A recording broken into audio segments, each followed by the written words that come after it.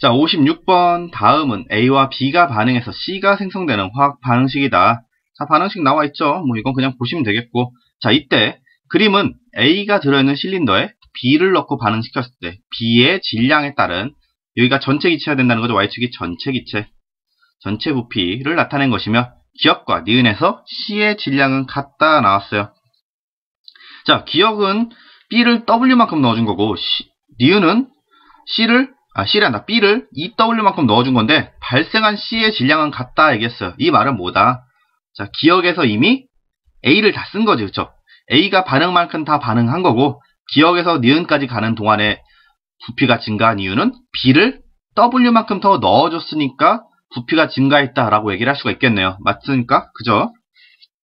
자, 근데 어때요? 자, 0에서 W까지 직선의 기울기나 W에서 EW까지의 직선의 기울기가 서로 같아서 하나의 직선을 이루고 있잖아. 이 말은 뭐다?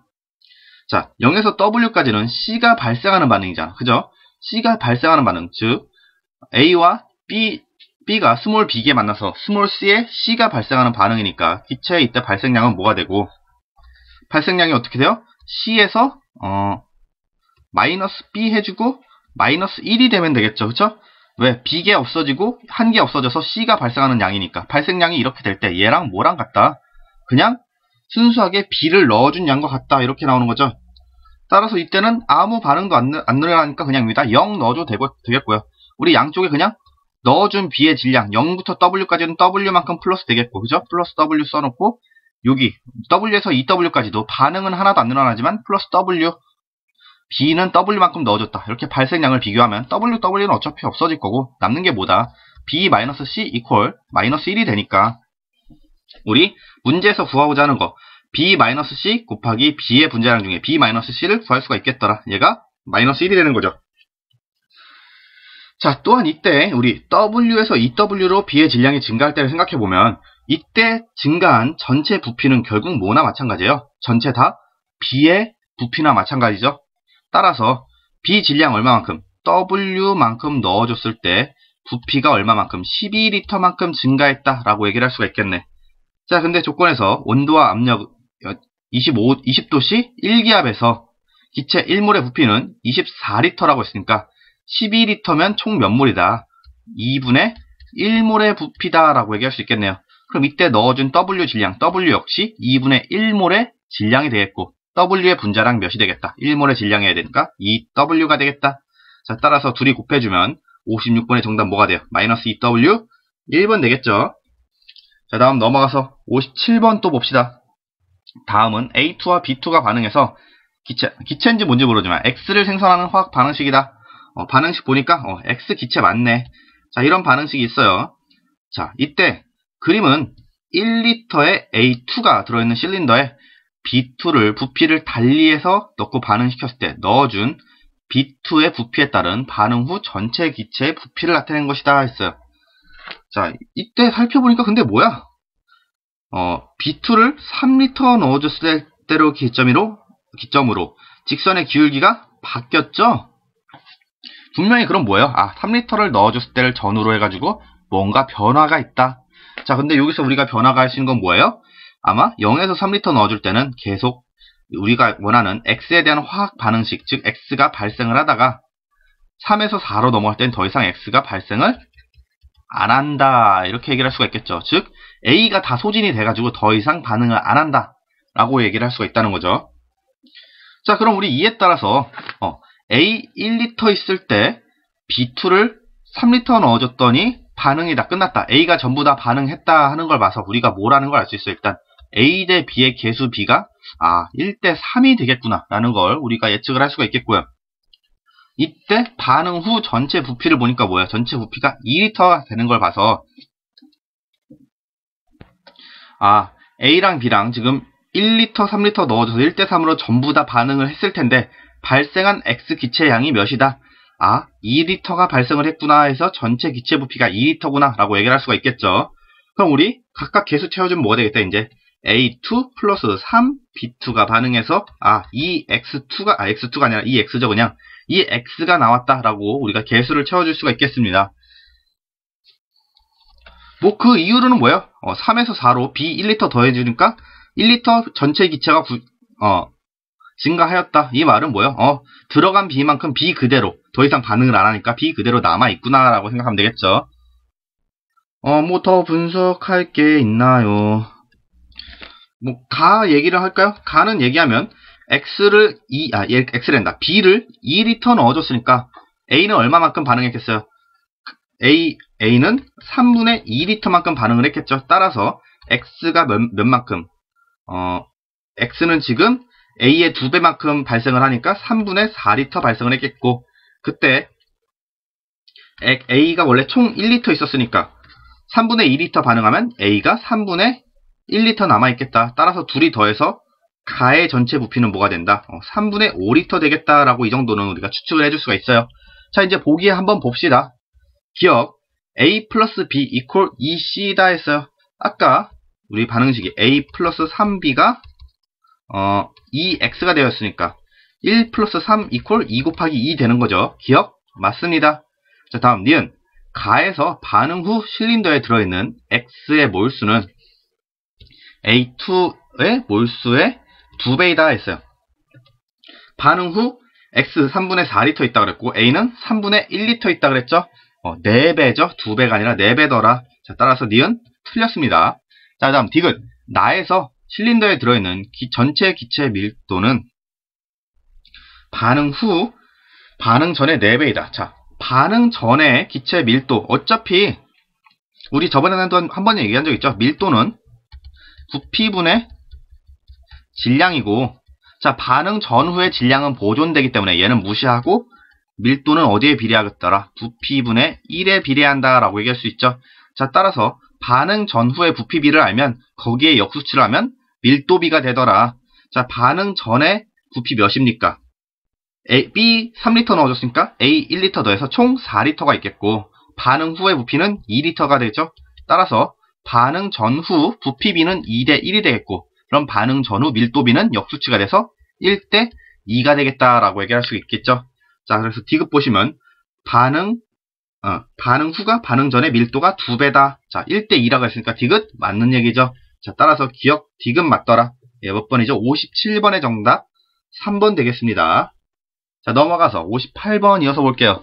표는 탄화수소 CXHY의 질량을 달리하여 완전 연소시켰을 때 생성되는 CO2 이산화탄소와 물의 질량에 대한 자료이다. 이때 X 플러스 Y 구하시오 했어요. 자, 먼저 CXHY를 2A만큼 연소시켰다고 하면 그때 발생한 CO2의 질량이 4.4g이래. 그럼 그 안에 있는 탄소의 질량은 얼마가 되겠어요? 4.4 곱하기 우리 이거 지겹게 했잖아, 그죠? 44분의 12 해주면 탄소의 질량이 되겠다. 계산하면은 1.1이 되죠? 1.1이 한다. 0.1이 되죠? 0.1 곱하기 1.12니까 1.2가 되겠고, 순수한 탄소의 질량이 1.2g이 되겠다. 자, 이 A만큼 연소시켰을 때 탄소의 질량이 1.2g이면 3A가 되면은 뭐예요? 2분의 3배 된 거잖아, 그쵸? CXHY를 질량만 2분의 3배 늘려서 연소시킨 거니까 탄소의 질량도 어떻게 되겠다?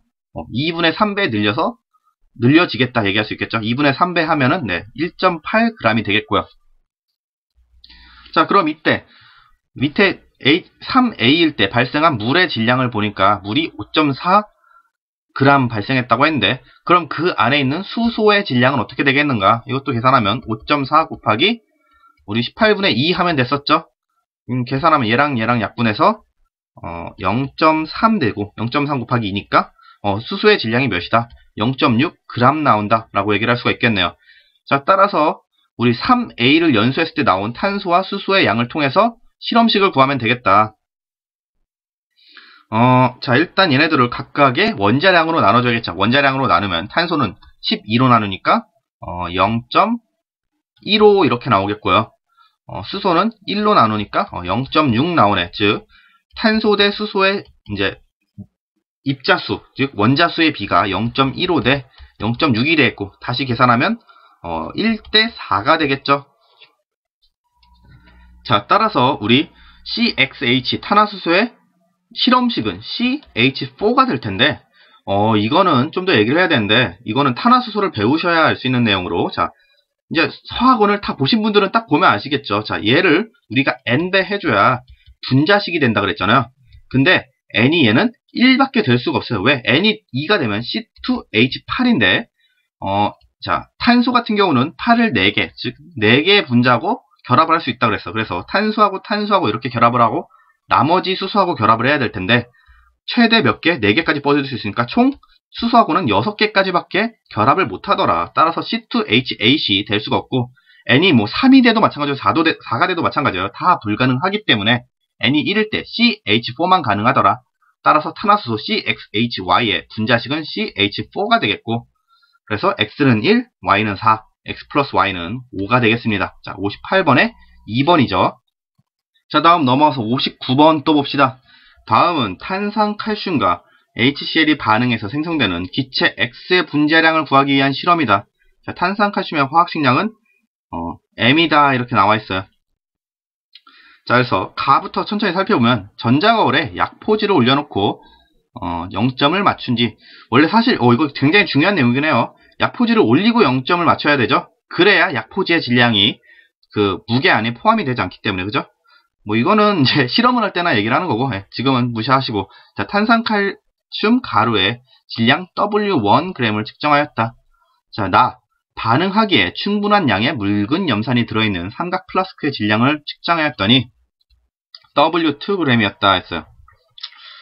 뭐 반응하기에 충분한 양을 넣어줬는데 얘까지 굳이 이제 질량을 왜 계산한지는 저도 잘 모르겠어요. 아무튼 W2g이 됐대요.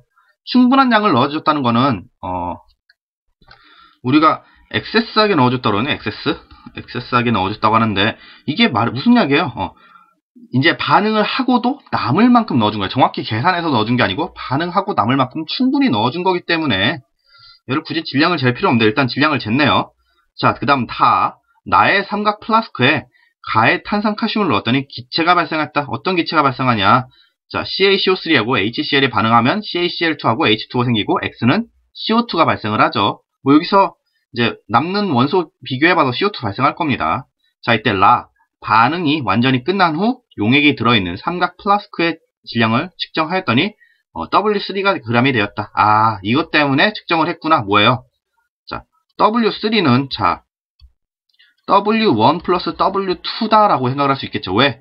일단 탄산칼슘 넣어준 양하고 이 잰 탄산칼슘의 양을 플라스크에 다시 넣었잖아요. 그래서 W2 플러스 W1인데 분명히 W3가 W1 플러스 W2보단 작겠죠. 왜?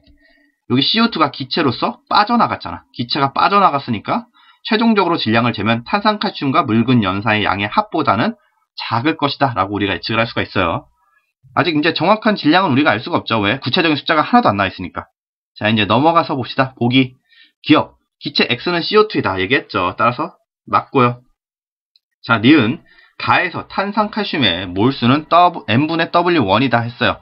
W1이 탄산칼슘의 질량이 되겠고 얘를 화학식량으로 나눠준 거니까 탄산칼슘의 화학식량으로 나눠준 거니까 당연히 얘가 탄산칼슘의 몰수 되겠죠. 니은 맞습니다. 다음 디귿 기체 X의 분자량은 자, 우리 아까 얘기했어요. W3는 W1 플러스 W2보다 작다 그랬어. 왜? 뭐 때문에? CO2가 빠져나가서 즉 얘가 CO2의 질량이라고 생각을 하면 W3는 W1 탄산칼슘 플러스 CO2 위치를 잘못 써줬죠. W3는 CO2가 날아간 거니까 여기에 날아간 CO2의 질량을 더해주면 얘 무시하시고 탄산칼슘 플러스 염산의 질량 W1 플러스 W2가 되겠다. 이렇게 얘기를 할 수 있죠. 이때 기체 X의 분자량 구하시오 했으니까 CO2의 질량은 W1 플러스 W2 마이너스 W3 이렇게 쓸 수가 있겠고요. 그죠? 이때 몰로 나눠주면 분자량을 구하는 거니까 얘를 CO2의 몰수로 나눠주면 얘가 CO2의 분자량이 되겠다. 기체 X의 분자량이 되겠다라고 얘기를 할 수 있는 거죠. 자, 그럼 얘를 CO2 몰수로 나눠줄 거니까 CO2 몰수를 어떻게 구할지부터 생각을 해봐야겠죠. 자, 근데 우리 반응식을 보니까 뭐예요? 탄산칼슘과 CO2는 1대1의 개수비를 가지고 있고, 즉 몰수비도 1대1로 반응을 하겠다. 즉 탄산칼슘 1몰이 반응하면 CO2가 1몰 발생하겠다. 이렇게 얘기를 할 수가 있겠죠. 자, 근데 우리 탄산칼슘의 몰수를 구해놨으니까 얘 이퀄 뭐다 결국은 CO2 몰수나 마찬가지다 라고 얘기를 할 수 있겠죠. 그럼 얘를 어떻게 하면 되겠다. CO2 몰수로 나눠준다 그랬으니까 W1 플러스 W2 마이너스 W3를 뭘로? M분의 W1으로 나눠준다 얘기를 할 수 있겠고요. 그럼 M을 위로 올리면 뭐가 되겠다? M 곱하기 W1 플러스 W2 마이너스 W3 그리고 분모가 W1이 될 때가 기체 X의 분자량이다 얘기를 할 수 있겠죠. 자, 근데 우리 비교해보니까 W1이 빠졌네. 따라서 디귿은 안 되고 기역 니은만 맞겠다. 몇 번이었죠? 네, 59번의 정답 3번 되겠습니다. 분자량 구하려면 이 식이 돼야 된다. 이렇게 얘기하면 되겠죠. 얘가 디귿이다. 다음 넘어가서 60번 하나만 더 봅시다. 자, 다음은 A와 B가 반응해서 기체, 얘도 기체인지는 모르죠. 그냥 C가 생성되는 반응의 화학 반응식이다. 자, 표는 반응물 A, B의 질량비를 다르게 하여 수행한 실험 1, 2에서 반응 전과 후에 존재하는 물질의 질량배를 나타낸 것이다. 질량비라는 거 기억하셔야 되겠고, 자, 실험 1에서 반응물 A가 모두 반응하였고, 실험 2에서는 반응물 B가 모두 반응하였대요. 자, 이때 실험 2에서의 X 대 Y를 구하시오 했어요. 자, 그럼 우리가 표를 보면은 실험 1부터 얘기를 해볼게요. 자, 반응 전의 질량비가 1대 2였고, 반응 후에 BC의 질량비가 10대 11이라 그랬는데, 그럼 반응 전에 A의 질량을 A라고 보고, 반응 전에 B의 질량을 2A라고 이렇게 볼 수가 있겠죠. 질량비가 1대 2니까. 또, 반응 후에 B의 질량을 10B라고 놓고, 반응 후에 C의 질량을 11B라고 놓읍시다. 그럼 어떤 게 성립해야 돼요? 반응 전과 후에 질량은 서로 같아야 돼. 보존이 돼야 되니까 3A equal 얘네 둘이 더하면 21B다 라고 쓸 수 있겠죠. 그럼 3으로 나누면 A equal 7B가 되겠고, 그러면 우리가 다시 반응 전에 A와 B의 질량을 A 대신에 스몰 b로 나타내게 하면 어떻게 되겠다? A의 질량은 7B가 되겠고 B의 질량은 14B가 되겠죠. 뭐예요? 반응 전에서 반응 후로 B는 얼마만큼 반응을 했다? 4B만큼의 질량이 반응을 했다고 얘기할 수 있겠고요. A는 전부 다 반응했다니까 A는 7B만큼의 질량이 반응을 했다 얘기할 수 있겠죠. 실험 1에서.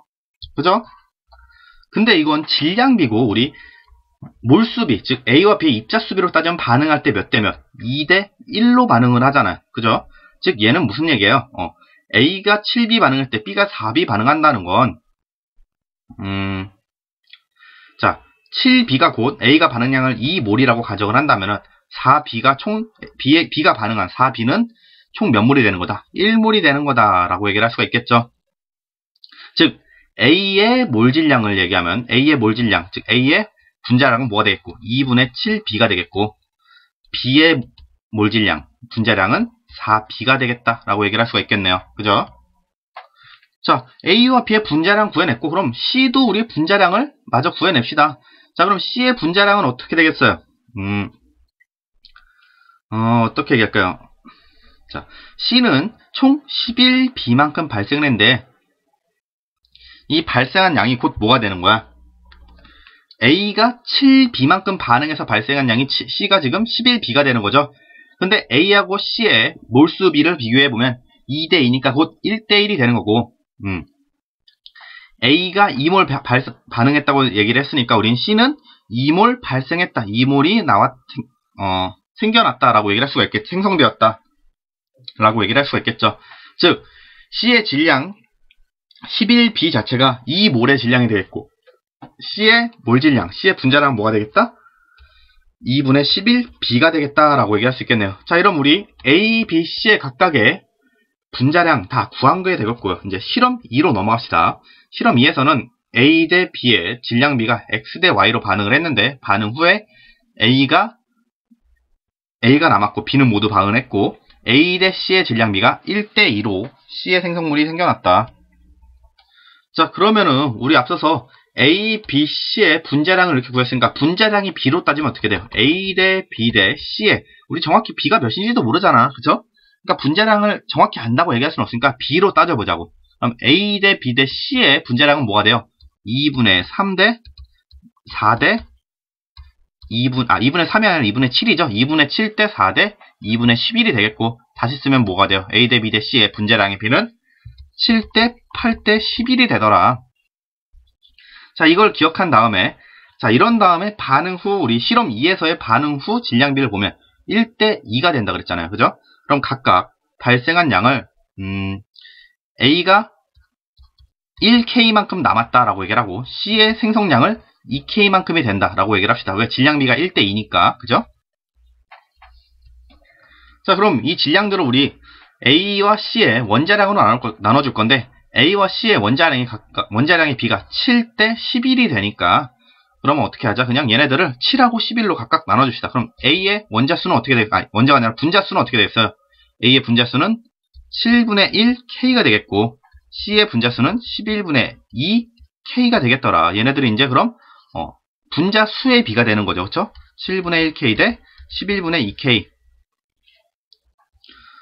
그럼 여기서 또 우리 KK 약분해주고 B로 나타내는 거니까 각각 전체 77 곱해서 약분해준다고 하면 11 이퀄 7이 14가 되죠. 그럼 이게 이제 몰수비가 되는 거잖아요. 입자수비. 몰수비가 되는 거니까 몰수비가 A 대 C가 지금 11 대 14라는 거는, 자, 14만큼 C가 발생을 했다는 건 A가 얼마만큼 반응을 했다는 거고, A랑 C의 반응비가 1 대 1이니까 14만큼 반응을 했다는 거고, 이미 11만큼의 입자가 있으니까 얘네 둘이 더해주면은 반응 전에 몰수는 25만큼 있었다. 즉 입자 수는 25만큼 있었다라고 얘기를 할 수 있겠죠. 또한 C가 14만큼 반응했다는 건 B와 C의 반응비는 1대 2니까 B는 얼마만큼 있었다? 7만큼 있었다라고 얘기를 할 수가 있겠죠. 자, 얘는 지금 질량비가 아니라 이제 몰수비야. 몰수비. 그죠? 여기서 섣부르게 그냥 3번 찍어버리면 틀리는 거예요. 그럼 이 몰수비를 어떻게 한다? 다시 질량비로 고쳐줘야겠다. 근데 A 대 B의 분자량이 B가 몇 대 몇이니까? 7 대 8이니까 얘네들을 어떻게 해주면 되겠다. A의 분자량을 7이라고 보고 B의 분자량을 8이라고 보는 거야. 그럼 얘를 몰수라고 생각을 했으니까, 우리가 입자수라고 생각했으니까 여기다가 분자량을 각각 곱해주면 되겠다. 그럼 25 곱하기 7 대 7 곱하기 8이 되겠죠? 자, 그럼 얘네 비례를 맞춰주기 위해서 7 약분해주면 결국 X 대 Y의 질량비는 어떻게 되겠다? 25 대 8이 되겠다. 따라서 60번의 정답 4번 되겠죠. 얘 상당히 어려운 문제예요. 좀 복잡하기도 하고, 즉 우리가 입자수와 질량비와 입자수비, 즉 몰수비를 자연스럽게 왔다 갔다 할 수 있어야 얘를 풀 수가 있는 거예요. 그럼 우리가 연습해야 될 건 뭐겠다? 질량을 분자량으로 나누면 우리 몰수라 그러잖아요. 자, 이 식을 정확하게 왔다 갔다 할 수 있어야 돼요. 그래서 몰수 곱하기 분자량을 하면 다시 질량이 되고, 질량을 분자량으로 나누면 몰수가 되겠고, 또는 질량을 몰수로 나누면 분자량이 된다. 이 세 가지를 잘 자유자재로 왔다 갈 수 있어야 60번을 쉽게 푸실 수가 있을 겁니다. 60번의 정답 4번 되겠습니다.